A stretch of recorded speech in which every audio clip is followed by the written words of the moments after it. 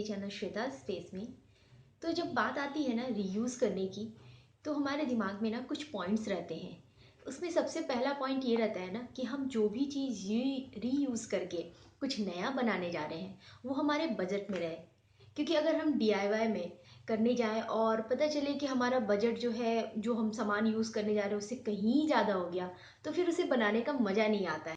और दूसरा ये कि हम जो भी सामान बनाने जा रहे हैं ना, उसका जो बनाने का समय है ना वो इतना ज़्यादा नहीं लगे, या फिर एफर्ट इतना भी ज़्यादा नहीं लगे कि जो है हमारा इंटरेस्ट ही जो है आधे में खो जाए। तो हमें कोशिश यही करना चाहिए कि जब भी हम कोई डीआईवाई कर रहे हो ना, तो उसको इस तरीके से बनाएं कि हमें मज़ा भी आए, हमारा एफर्ट भी इतना ज़्यादा नहीं लगना चाहिए, लेकिन उसका लुक जो है ना काफ़ी खूबसूरत आना चाहिए। और तीसरा ये कि जो हम प्रोडक्ट जो हमारा बन के फाइनल रेडी होगा, उसका जो लुक आना चाहिए ना, वो हमारी मेहनत को जस्टिफाई करना चाहिए। ऐसा ना हो कि हम कोई भी चीज़ बना रहे हैं और फिर एंड में आकर के वो ऐसा दिखे कि बिल्कुल ही हम उसे किसी और को ना दिखा पाए।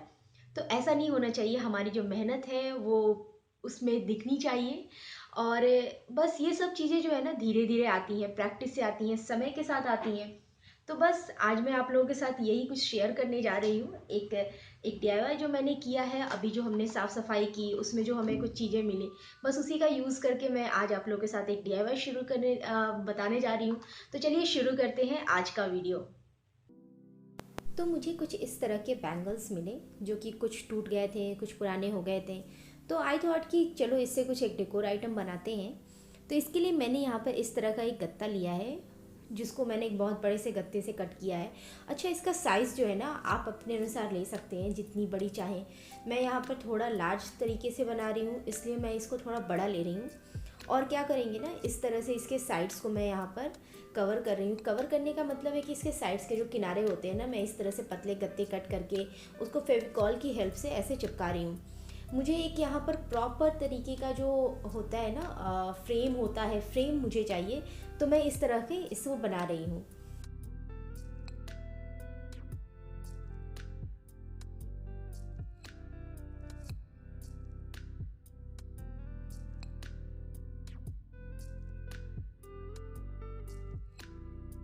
अच्छा, इस फ्रेम के जो दो साइड्स हैं ना वो बहुत ही आराम से आप इसको लगा सकते हो, पर जब तीसरी या चौथी साइड लगाने जाओगे ना तो थोड़ी सी मेज़रमेंट में प्रॉब्लम होती है। तो मैं यहाँ पर क्या कर रही हूँ ना, मैं इसको मेज़र करके और इस तरह से कट कर लूँगी और फिर इसको हम यहाँ पर स्टिक करेंगे। हमें नीचे और ऊपर दोनों साइड में इसी तरह से स्टिक करना है। बिल्कुल आप ध्यान से देखो, बहुत ही आसान सा है और आसानी से आपको समझ में आ जाएगा।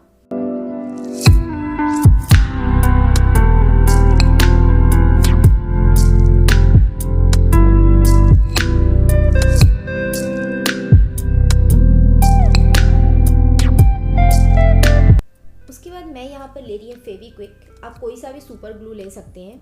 यहाँ पर आप चाहें तो इसकी जगह फेविकॉल का भी यूज़ कर सकते हैं, लेकिन उसको सूखने में थोड़ा टाइम लगता है।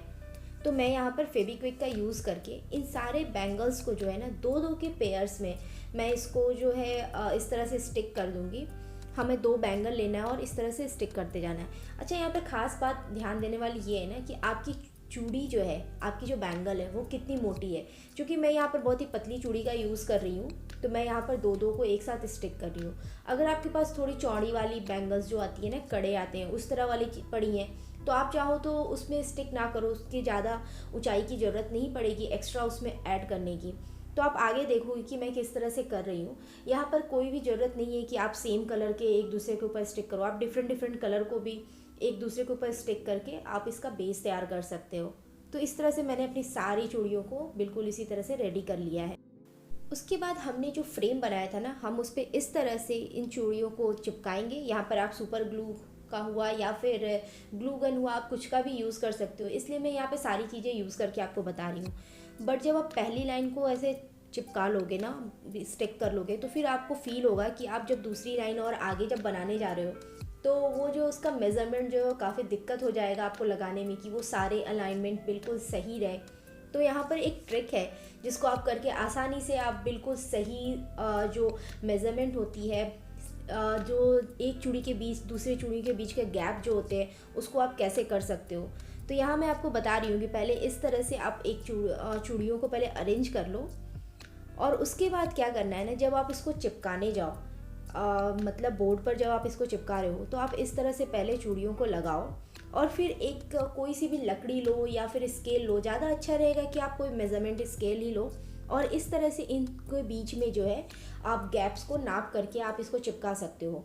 ठीक उसी तरह से साइड्स जो हैं बराबर हो रहे हैं नहीं, आप सेम उसी तरह से इन स्केल को आप रख सकते हो और फिर उससे है जो है बिल्कुल सीधी उसको इस तरह से लाइन कर सकते हो। आप देखोगे किस तरह से मैं कर रही हूँ, तो आप इस तरह से करके आराम से जो है इनको बिल्कुल सेम जो मेज़रमेंट में होती है, सेम जो गैप्स है उस पर आप इन चूड़ियों को चिपका सकते हो।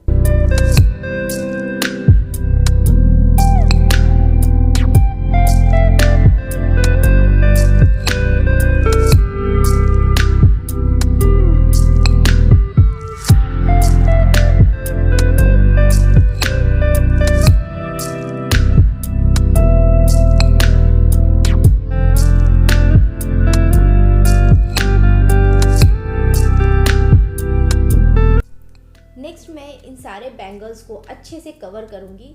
इसके लिए मैं यहाँ पर यूज़ कर रही हूँ टिश्यू पेपर का। आप यहाँ पर चाहे तो न्यूज़पेपर का भी यूज़ कर सकते हैं। तो मैं इस तरह से जो है टिश्यू पेपर इसके ऊपर अच्छे से स्प्रेड करके लगा दूँगी। यहाँ पर आप चाहें तो डबल कोट भी कर सकते हैं टिश्यू पेपर का, लेकिन मैं यहाँ पर सिंगल कोट ही करूँगी। जहाँ पे मुझे लगेगा कि बहुत ज़्यादा पतला हो रहा है तो मैं उसके ऊपर डबल लेयर डालूँगी। तो यहाँ पर मैंने यूज़ कर लिया और इस तरह से जो हमें दो ब्रश रखने हैं, एक ब्रश की हेल्प से हम इसके ऊपर ग्लू लगाएंगे और दूसरे ब्रश की हेल्प से जो कि सूखी ब्रश रहेगी इस तरह से हम स्प्रेड करेंगे।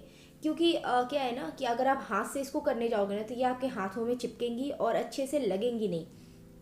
तो हमेशा यूज़ दो ब्रश का कीजिए आप। एक ब्रश से आप इसके ऊपर ग्लू लगाइए और दूसरे ब्रश से इसको अच्छे से जो है स्टिक कीजिए।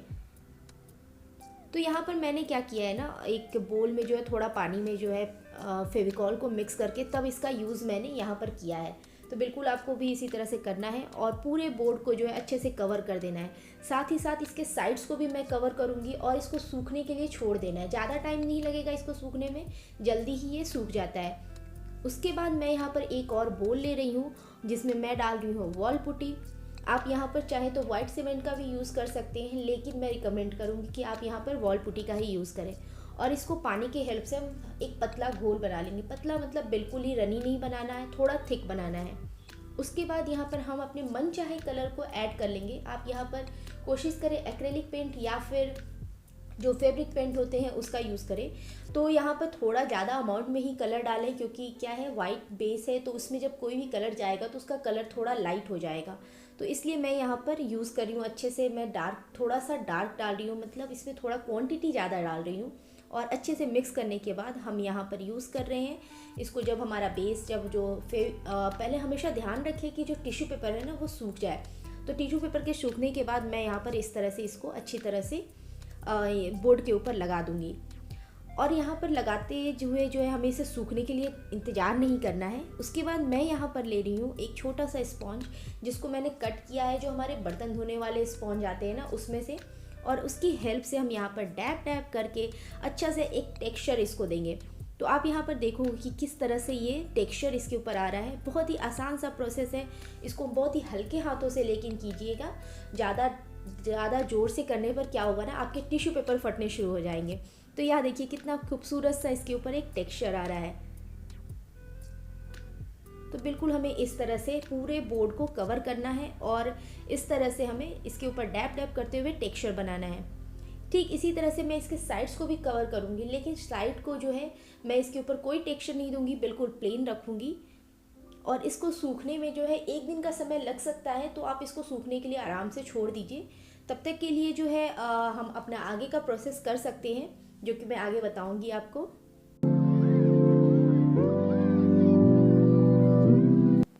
अच्छा, जो हमारे इस पे बैंगल्स लगे हुए हैं ना उसको भी हमें अच्छे से कवर करना है, क्योंकि हो सकता है कि ब्रश की हेल्प से कवर ना हो। तो मैं क्या करूँगी, यहाँ पे अपने फिंगर्स की हेल्प से जो है इसको अच्छे से कवर कर दूँगी। थोड़ी मोटी लेयर देनी है, लेकिन उसको बिल्कुल अच्छे से स्प्रेड करना है ताकि वो इवन दिखे। और इसके बाद हम क्या करेंगे, इसको सूखने के लिए छोड़ देंगे।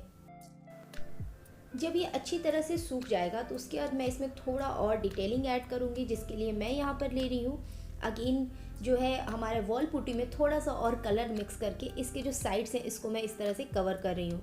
आप ये प्रोसेस कर भी सकते हैं, नहीं भी कर सकते हैं, लेकिन ऐसा करने से ना इसकी खूबसूरती और ज़्यादा बढ़ जाती है और हमारा जो बैंगल है ना वो दूर से ही दिखता है, थोड़ा सा उसमें जो टेक्सचर है, थोड़ा जो उसमें उभार है वो अच्छे से दिखता है। तो मैं यहाँ पर डिफरेंट कलर से जो है इसके सर्कल को कवर कर दूँगी। आप यहाँ पर कोई सा भी कलर अपने चॉइस का ले सकते हैं, ये पूरी तरह से आप पर डिपेंड करता है कि आपको आपके घर का जो सेटअप है वो किस कलर में अच्छे से जाएगा। तो आप यहाँ पर अपने हिसाब से कलर को चूज़ कर सकते हैं।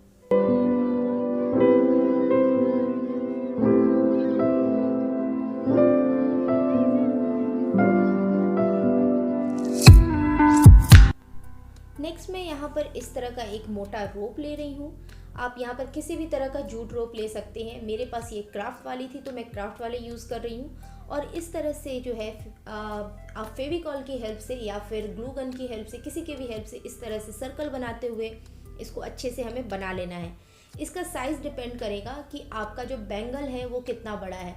अगर बैंगल आपके, मेरे जो बैंगल्स हैं उससे काफ़ी बड़े हैं तो आप इसको थोड़ा बड़ा भी बना सकते हैं। और इस तरह से सर्कल करते हुए हमें बनाना है।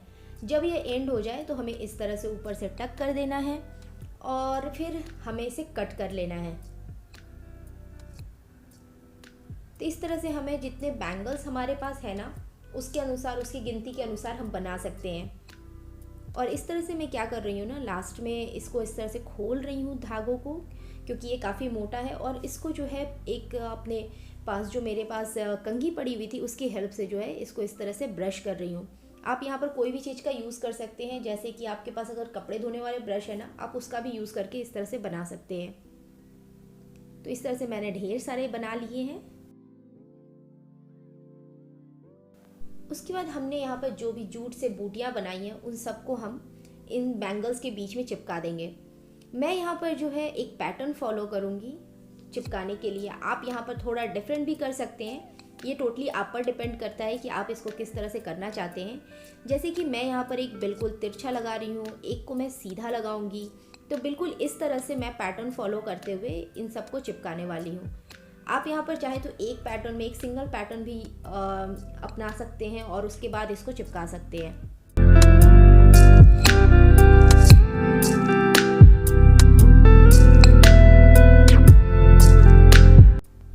थोड़ा और खूबसूरत बनाने के लिए मैं यहाँ पर मिरर का यूज़ कर रही हूँ। आप यहाँ पर चाहे तो कुछ और चीज़ों का भी यूज़ कर सकते हैं, जैसे घर में घुंघरू पड़ी हो या फिर कुछ जो सितारे होते हैं ना, आप उसका यूज़ कर सकते हैं। तो मैं यहाँ पर यूज़ कर रही हूँ डायमंड शेप के मिरर का और इस तरह से मैं इन सब पर स्टिक कर दूँगी। तो हमारा DIY जो है बनके अब रेडी हो चुका है, जैसे कि आप देख सकते हो।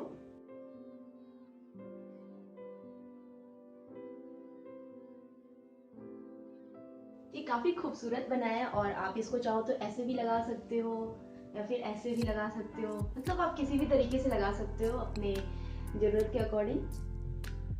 किसी भी तरीके से आप इसको लगा सकते हो। तो मैं जो है ना इसको यहाँ पे लगाने वाली हूँ, अपने सोफे के पीछे मैं इसको लगाने वाली हूँ। तो हम क्या करेंगे ना, यहाँ पे मैं पीछे इसमें एक हुक लगाऊंगी जो मार्केट में मिलता है और फिर इसको जो है वहाँ पे हैंग करेंगे। जब मैं लगा लूँगी तो मैं ज़रूर आप लोगों के साथ शेयर करूँगी। और तो ये था मेरा आज का DIY। आप मुझे ज़रूर बताना कि आपको आज का DIY कैसा लगा और इन फ्यूचर भी और भी इस तरह के DIYs और भी चीज़ें मैं आप लोगों के साथ शेयर करती रहूँगी। फिर मिलते हैं अगले वीडियो में।